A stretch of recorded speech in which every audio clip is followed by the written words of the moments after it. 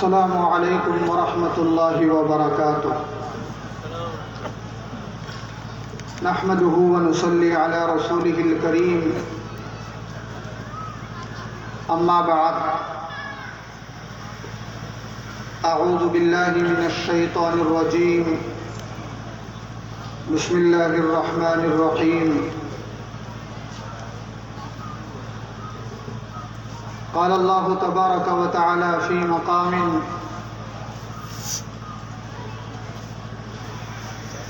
وفی کتابہ العزیز، وذکر فإن الذکرى تنفع المؤمنین۔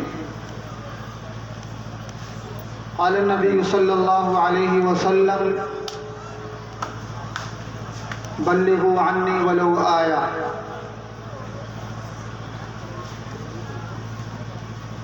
حضرات علماء کرام،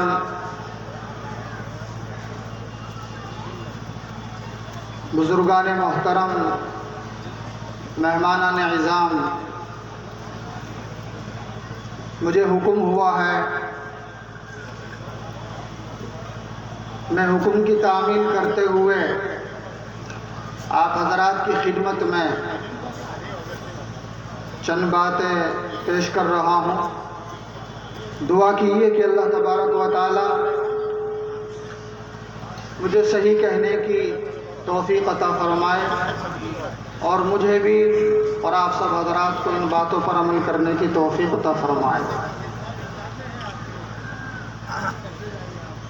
میں نے آپ حضرات کے سامنے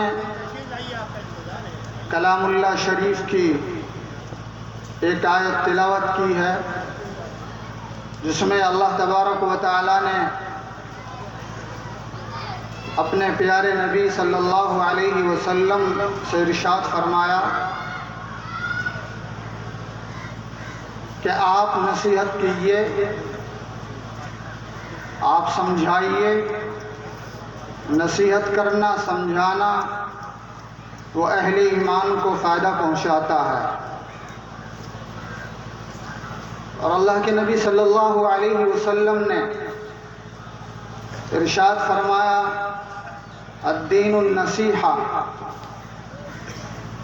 دین جو ہے وہ خیر خواہی کا نام ہے۔ میرے بزرگوں، نوجوان ساتھیوں، کلام اللہ شریف کی کسی ایک آیت کو لے لیجیے یا اللہ کے نبی صلی اللہ علیہ وسلم کی کسی حدیث مبارک کو لے لیجیے، اگر ہم کسی ایک حدیث پر اور کلام اللہ شریف کی کسی ایک آیت شریفہ پر بھی عمل پیرا ہو جائیں تو ہماری دنیا بھی سدھر جائے اور ہماری آخرت بھی سدھر جائے، اور دین دنیا کی سعادتیں ہمیں حاصل ہو جائیں۔ اللہ کے نبی صلی اللہ علیہ وسلم کو اللہ تبارک و تعالی نے جوامع الکلم عطا فرمائے تھے، ایسی ایسی احادیث کہ جن کے الفاظ بڑے مختصر ہیں، مگر ان کے اندر بڑی نصیحت کی باتیں ہیں، عطے پتے کی باتیں ہیں، اور ان کے مطالب اور ان کے معانی کے اندر بہت وسعت اور گہرائی ہے۔ ایک حدیث پاک میں اللہ کے نبی صلی اللہ علیہ وسلم نے ارشاد فرمایا عن ابن عباس قال قال رسول اللہ صلی اللہ علیہ وسلم لرجل وهو يعظه۔ حضرت ابن عباس رضی اللہ تعالیٰ عنہ سے روایت ہے، انہوں نے فرمایا کہ اللہ کے نبی صلی اللہ علیہ وسلم ایک شخص کو نصیحت فرما رہے تھے۔ نوجوان ساتھیوں، توجہ سے سنیں، اللہ تبارک و تعالی ہم سب کو عمل کی توفیق عطا فرمائے کیا فرمایا، کیا پیغام دیا، کیا نصیحت فرمائی اللہ کے نبی صلی اللہ علیہ وسلم نے اس نوجوان کو؟ آپ نے ارشاد فرمایا اغتنم خمسا قبل خمس، کہ 5 چیزوں کے آنے سے پہلے غنیمت جان لو، غنیمت سمجھ لو۔ 5 چیزوں کے آنے سے پہلے غنیمت جان لو، غنیمت سمجھ لو۔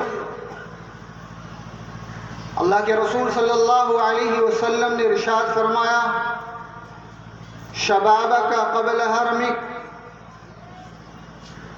اپنی جوانی کی قدر و قیمت پہچان لو، اپنی جوانی کا صحیح استعمال کرو اپنے بڑھاپے کے آنے سے پہلے۔ میرے نوجوان ساتھیوں، جوانی اللہ تبارک و تعالیٰ کی بہت بڑی نعمت ہے، بہت عظیم نعمت ہے۔ اور قرآن کریم میں اللہ تبارک و تعالیٰ نے ایک مقام پر ارشاد فرمایا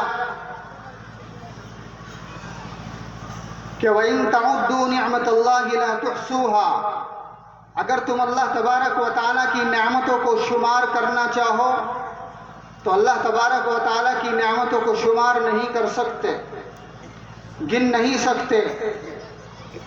اور سورۃ الرحمن میں اللہ تبارک و تعالیٰ نے بار بار جن و انسان کو مخاطب کرتے ہوئے ارشاد فرمایا فَبِأَيِّ آلَاءِ رَبِّكُمَا تُكَذِّبَانِ، فَبِأَيِّ آلَاءِ رَبِّكُمَا تُكَذِّبَانِ، اے جن و انس تم اپنے رب کی کون سی نعمتوں کو جھٹلاؤ گے؟ اللہ تبارک و تعالیٰ کی بے شمار نعمتیں ہیں۔ ایمان اللہ کی نعمت، اسلام اللہ کی نعمت، علم اللہ کی نعمت، اعمال صالحہ اللہ کی نعمت، بڑوں کا وجود، والدین کا وجود اللہ کی نعمت، نیک صالح اولاد اللہ کی نعمت۔ اور ایک مقام پر اللہ تبارک و تعالیٰ نے ارشاد فرمایا وَإِذْ تَأَذَّنَ رَبُّكُمْ لَئِن شَكَرْتُمْ لَأَزِيدَنَّكُمْ وَلَئِن كَفَرْتُمْ إِنَّ عَذَابِي لَشَدِيدٌ، اگر تم اللہ تبارک و تعالیٰ کی نعمتوں کا شکر ادا کرو گے تو میں اضافہ کروں گا، میں تمہیں نعمتیں اور دوں گا اور ترقیات سے نوازوں گا، اور اگر تم کفران نعمت کرو گے، میری دی ہوئی نعمتوں کا غلط استعمال کرو گے تو سن لو ان عذابی لشدید، میرا عذاب بہت سخت ہے۔ نوجوان ساتھیوں، جوانی بھی اللہ تبارک و تعالیٰ کی بہت بڑی نعمت ہے۔ اللہ تبارک و تعالیٰ نے اللہ کے نبی صلی اللہ علیہ وسلم نے ایک دوسری حدیث مبارک میں ارشاد فرمایا کہ 7 انسانوں کو قیامت کے دن عرش الہی کا سایہ ملے گا۔ آپ اندازہ کیجئے کہ اللہ تبارک و تعالیٰ کو نوجوانوں سے کتنی محبت ہے، نوجوانوں سے کتنا تعلق ہے، لیکن ہمارے نوجوان اپنی زندگی کا، اپنے اوقات کا اور اپنے مال کا اور اپنی صلاحیتوں کا غلط استعمال کر رہے ہیں۔ ڈرنا چاہیے کہ کہیں ایسا نہ ہو کہ اللہ تبارک و تعالی ہم سب کی حفاظت فرمائے، کسی خطرناک مرض کے اندر اللہ تبارک و تعالی ہمیں مبتلا کر دے۔ اللہ سے عافیت مانگنی چاہیے، اللہ تبارک و تعالی ہماری حفاظت فرمائے۔ تو اللہ کے نبی صلی اللہ علیہ وسلم نے ارشاد فرمایا کہ وہ 7 آدمی جن کو عرش الہی کا سایہ ملے گا، فرمایا وَشَابٌ نَشَأَ فِي عِبَادَةِ رَبِّهِ، وہ نوجوان کہ جو نوجوانی کی حالت میں پرورش پایا اور اپنے رب کی عبادت میں لگ گیا، جس نے نوجوانی کی حالت میں اللہ تبارک و تعالیٰ کو راضی کیا، اللہ تبارک و تعالیٰ کو خوش کیا، اور ایک حدیث پاک میں اللہ کے نبی صلی اللہ علیہ وسلم نے ارشاد فرمایا المؤمن القوی خیر من المؤمن الضعیف، کہ طاقتور مومن وہ بہتر ہے کمزور مومن سے، جو صحت مند ہو، جو توانا ہو، اور جسمانی اعتبار سے بھی روحانی اعتبار سے بھی جو صحت مند ہو۔ اور پھر قربان جائیے اللہ کے نبی صلی اللہ علیہ وسلم پر کہ کہیں مومن ضعیف کی دل شکنی نہ ہو، تو آپ نے فرمایا وہ فی کل خیر، کہ نو تو ہر ایک میں خیر ہے، ہر ایک میں خیر ہے۔ تو اللہ کے نبی صلی اللہ علیہ وسلم نے یہ ارشاد فرمایا نوجوان اپنے بڑوں کی خدمت کر سکتا ہے، وہ خدمت خلق کا فریضہ انجام دے سکتا ہے، دوسروں کے کام کاج آ سکتا ہے۔ آج ہمارے نوجوانوں کا یہ حال ہے کہ وہ فواحش اور منکرات میں مبتلا ہیں، اور اس کے بوڑھے والدین اور اس کے بچے وہ پریشان ہیں، وہ اپنے بڑوں کی خدمت نہیں کر سکتا، اور وہ نشے کے اندر مبتلا ہے، وہ اللہ سے غافل ہے، اور اس نے اپنے آپ کو بھلا دیا۔ تو نوجوانوں اپنی جوانی کا صحیح استعمال کرو، اور نوجوانی کی حالت میں توبہ کرنا یہ پیغمبروں کا طریقہ ہے۔ بڑھاپے کے وقت میں تو ظالم بھیڑیا بھی وہ عابد اور پرہیزگار بن جاتا ہے، لیکن یہ بھی غنیمت ہے کہ صبح کا دھویا ہوا شام کو آ جائے، اس لیے ہمیں توبہ کرنی چاہیے۔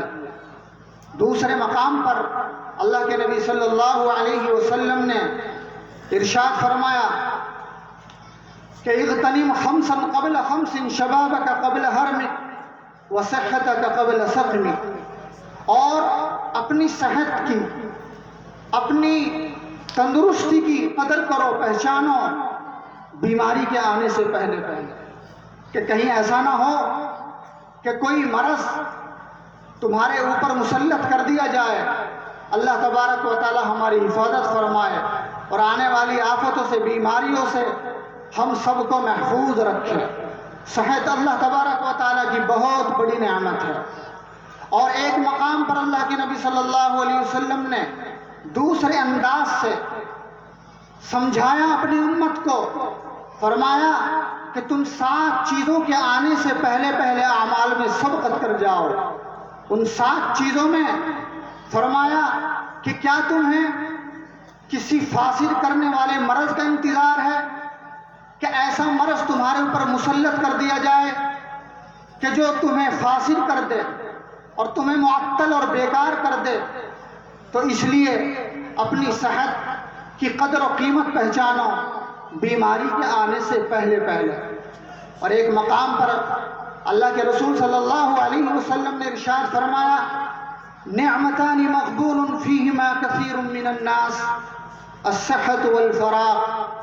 2 نعمتیں ایسی ہیں کہ اکثر انسان ان کی طرف سے وہ خسارے میں مبتلا ہے، لاپرواہی میں مبتلا ہیں، شکایت کر رہے ہیں اللہ کے نبی صلی اللہ علیہ وسلم۔ وہ کون سی نعمتیں ہیں؟ ایک صحت، ایک تندرستی کی نعمت ہے کہ اللہ کے نبی صلی اللہ علیہ وسلم شکایت فرما رہے ہیں کہ صحت اللہ کی امانت ہے، اسی لیے خودکشی حرام ہے، اسی لیے خودکشی حرام ہے، کیونکہ یہ صحت اور یہ جسم اللہ تبارک و تعالیٰ کی امانت ہے۔ اور دوسری چیز جس کی طرف سے اکثر انسان خسارے میں مبتلا ہے، والفراغ، وہ خالی اوقات ہیں، فارغ اوقات ہیں، کہ کسی انسان کو اللہ تبارک و تعالیٰ نے اسے فارغ اور خالی اوقات عطا فرمائے۔ کتنے لوگ ایسے ہیں جو تجارت پیشہ ہیں، جو ملازمت پیشہ ہیں، اور دنیاوی مشاغل میں مشغول ہیں، ان کے پاس اتنی فرصت نہیں ہے کہ وہ اپنے بڑوں کی خبر گیری کر سکیں، اپنے رشتہ داروں سے ملاقات کر سکیں، اپنے پڑوسیوں کے دکھ درد میں شریک ہو سکیں۔ وہ اتنے دنیا کے اندر منہمک ہو گئے ہیں۔ اللہ تبارک و تعالیٰ نے شکایت کی یا ایھا الذین آمنوا لا تلہکم اموالکم ولا اولادکم عن ذکر اللہ ومن یفعل ذلک فاولئک هم الخاسرون۔ یہی چیزیں ہیں، یہی رکاوٹیں ہیں جن کی وجہ سے انسان اللہ تبارک و تعالیٰ سے غافل ہوتا ہے، نمازوں سے غافل ہوتا ہے اور وہ خواب غفلت کے اندر مبتلا ہوتا ہے۔ انہی میں سے اولاد کا فتنہ ہے، انہی میں سے مال کا فتنہ ہے۔ اللہ تبارک و تعالیٰ نے ایک مقام پر ارشاد فرمایا انما اموالکم و اولادکم فتنہ، تمہارے اموال اور تمہاری اولاد تمہارے لیے فتنہ ہے، آزمائش ہے۔ اللہ تبارک و تعالیٰ آزما رہا ہے کہ تم اپنی اولاد کی وجہ سے، تم مال کی وجہ سے، حب دنیا کی وجہ سے تم اتنے مشغول ہو گئے کہ تم مجھ سے غافل ہو گئے۔ کسی شاعر نے کہا ہے خدا کو بھول گئے لوگ فکر روزی میں، خدا کو بھول گئے لوگ فکر روزی میں، خیال رزق ہے رزاق کا خیال نہیں، خیال رزق ہے رزاق کا خیال نہیں۔ اس لیے ہمیں اپنی صحت اور تندرستی کی قدر پہچاننی چاہیے۔ تیسری چیز، اللہ کے رسول صلی اللہ علیہ وسلم نے ارشاد فرمایا وَغِنَاكَ قَبْلَ فَقْرِكَ، اور اپنی مالداری کی قدر و قیمت کو پہچانو غریبی کے آنے سے پہلے پہلے۔ مال بھی اللہ کی بہت بڑی نعمت ہے، مال بھی اللہ کی بہت بڑی نعمت ہے۔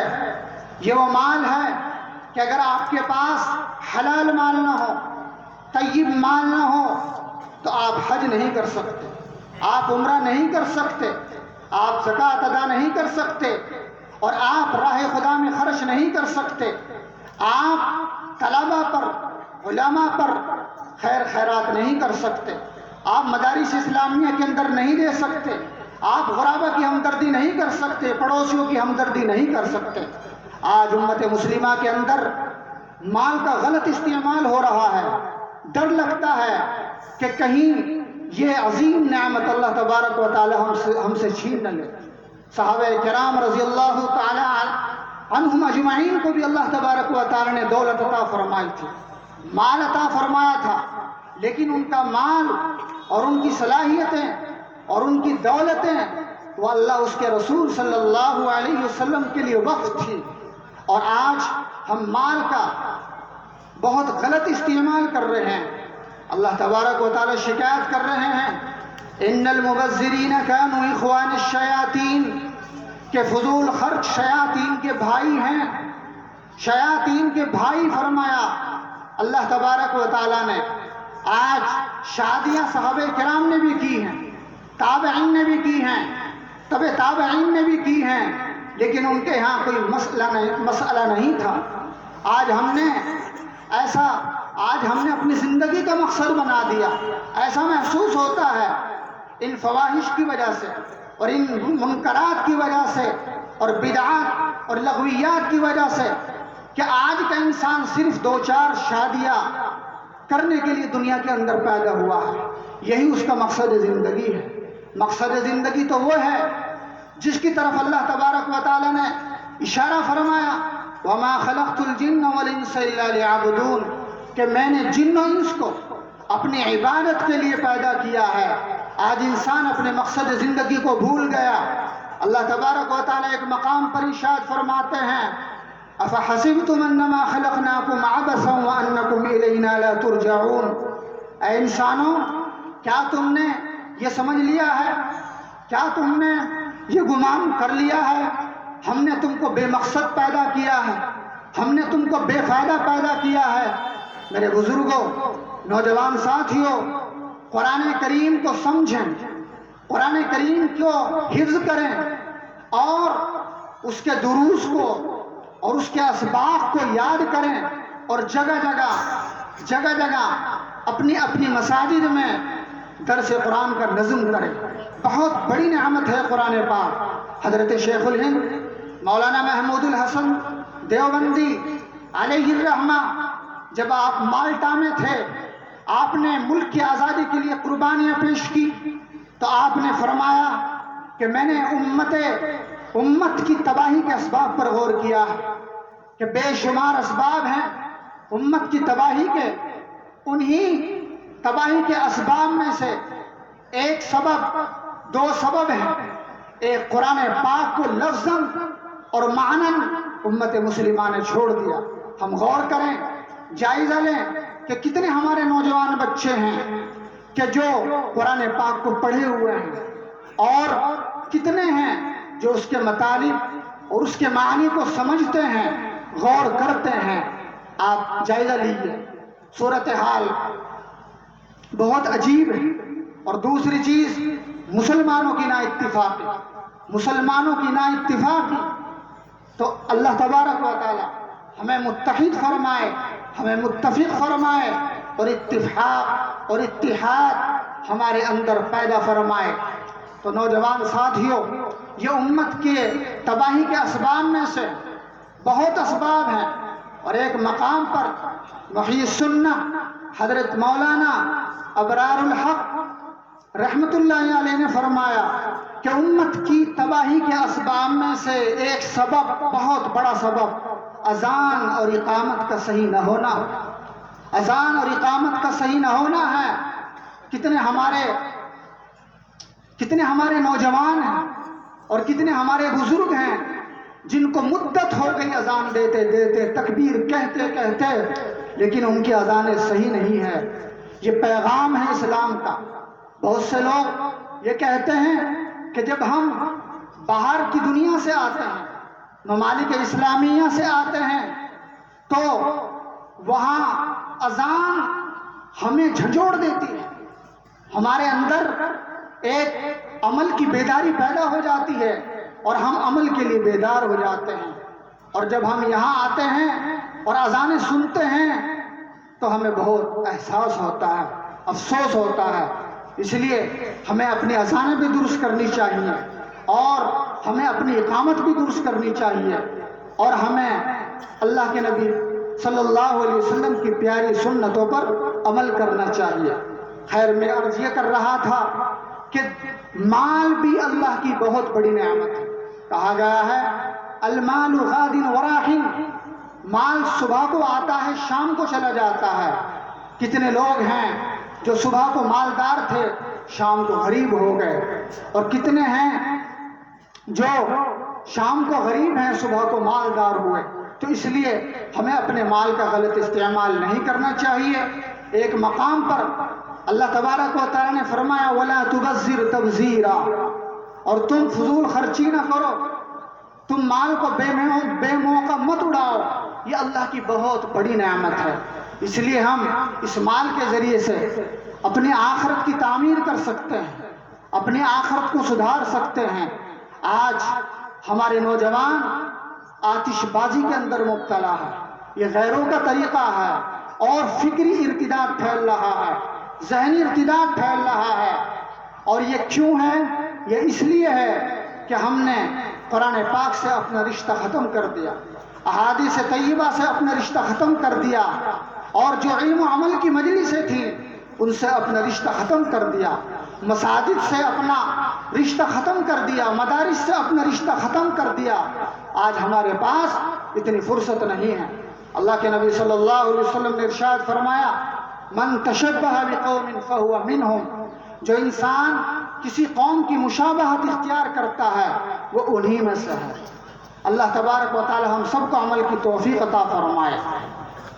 اور ایک چیز جو اللہ کے نبی صلی اللہ علیہ وسلم نے ارشاد فرمایا چوتھے مقام پر، کیا فرمایا؟ وہ فراغ کا قبل شغلی، اور اپنی فارغ اوقات کی قدر و قیمت کرو اپنی مشغولیت سے پہلے، جس کی طرف میں نے اشارہ کر دیا. اخیر میں اللہ کے نبی صلی اللہ علیہ وسلم نے ارشاد فرمایا وَحَيَاتَكَ قَبْلَ مَوْتِكَ، اور اپنی زندگی کی قدر و قیمت کو پہچانو موت کے آنے سے پہلے. میرے نوجوان ساتھیوں، موت بھی اللہ کی بہت بڑی نعمت ہے، بہت بڑی نعمت ہے موت بھی. اور جب موت آتی ہے تو اللہ تبارک و تعالیٰ سے ملاقات ہوتی ہے. آپ موت کے بغیر اللہ تبارک و تعالیٰ سے مل نہیں سکتے. آپ نے منع فرمایا لا تتمنوا الموت، موت کی تمنا نہ کرو.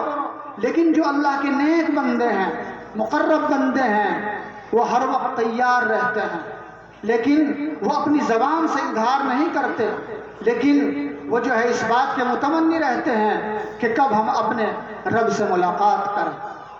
تو اس لیے ہمیں اپنی زندگی کی قدر کرنی چاہیے۔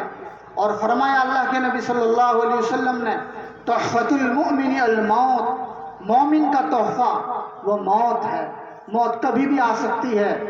جامعہ ہاذا کے ایک بچے نے ابھی موت کے عنوان پر تقریر کی ہے۔